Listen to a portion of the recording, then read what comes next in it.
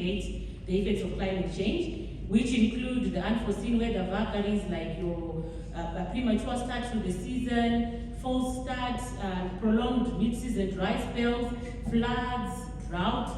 There is a general misconception that people usually associate climate change with dry spells and drought, but when we also have flooding, when we have all those other different things like excess winds that we have, strong winds, it also speaks to climate change. So all of these unforeseen weather challenges that also come from climate change need to be mitigated. So from a holistic approach, what we need to do is make sure that we build resilience through integrating the efforts of the different sectors that also speak to climate change. Like the Ministry of Environment in the morning was talking about some of the mitigation measures that are in place, the Meteorological Services Department, the Ministry of Agriculture, all the key players that have a hand in making sure that the mitigation efforts are met and the resilience is also built should also come into play. But coming to the agricultural sector per se, we as an organization, as CITCO, we believe in consistently channeling out climate-smart varieties that speak to the nature of the seasons that we are getting at the moment.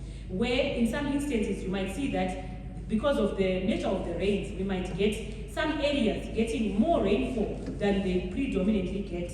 Where you find this year, it's quite different. The distribution of the rainfall is partial. So in areas where they would get 1,000 millimeters, they're sitting on around 600 at the moment.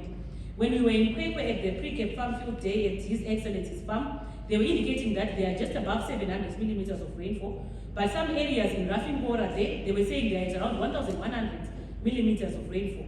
And in Buera yesterday, they're sitting at around 500 millimeters. So it's quite different, and it's no longer the situation that we envisaged or understood previously, give it 10 years before.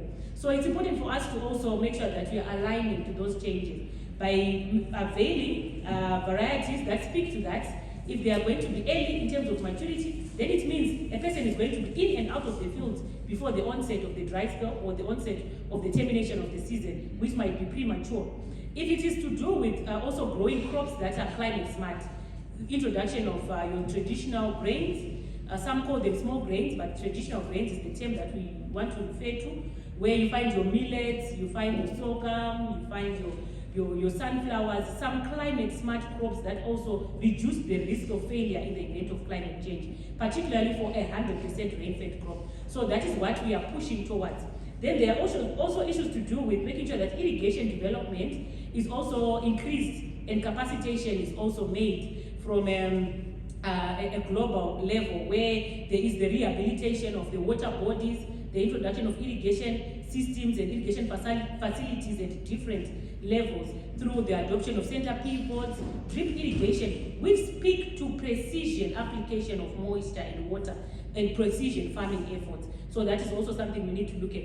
And also need to make sure that we are maintaining in terms of the productivity under intensified conditions, where now we are speaking about the adoption of conservation as a principle, not only for the resource-constrained farmers, but even the resource-endowed farmers should also employ conservation principles of farming as a way of mitigating the effects of climate change. And the conservation farming method that has been employed by the small-scale or farmers with a limited area of production, like the Pumvudza Intwasa method, it also speaks to mitigating the effects of climate change, whereby water harvesting is encouraged, the issue of mulching is encouraged. So all this gives the farmer a fighting chance in the event that there is some change that happens in terms of the irrigation capacity or the rainfall pattern or the electricity supply, where in some instances you fail to get irrigate when you have the capacity but there's no zesta for you to do so.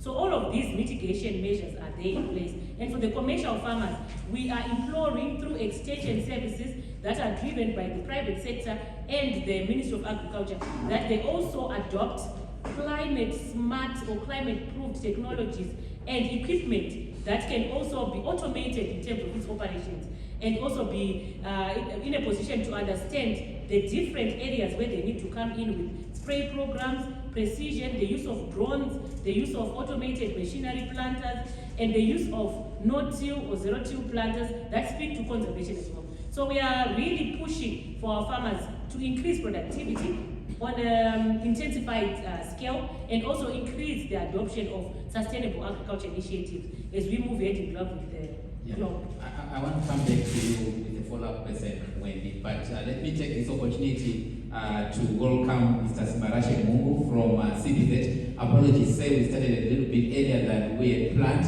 because of